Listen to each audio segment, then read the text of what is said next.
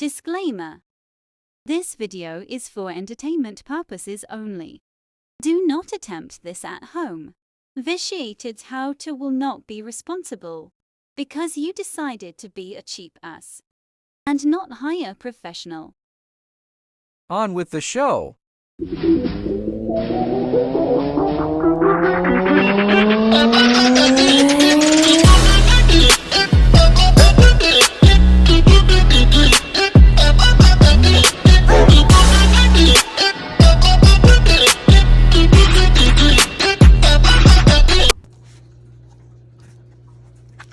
How to make this homemade.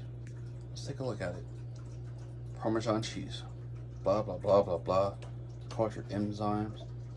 Then we got potassium sorbate, cellulose powder. For all those who don't know what that is, that's undigestible cardboard. That's right. Your body cannot digest that cardboard. So, what I have done works really well.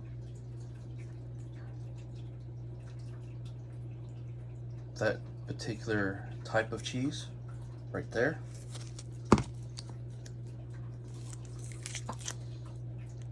And that particular brand or kind of cheese right there.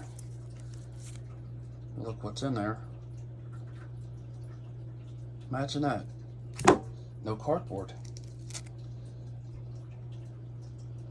Imagine that. No cardboard. What do? You take and you shred it together, and I'm telling you, it tastes like it, it smells like it. You just don't have the undigestible cardboard in it. I use it for spaghetti, I use it for all kind of things, and it works really well. This particular brand, I got at Aldi's, but any brand, as long as it's that kind of cheese, will work without a problem. I've got to making my own stuff like this because more and more I'm finding that these things like this and some of the shredded cheese in the bags have cellulose, and you do the research on it, it's undigestible cardboard, and people wonder why their stomachs are hurting and they have gut issues.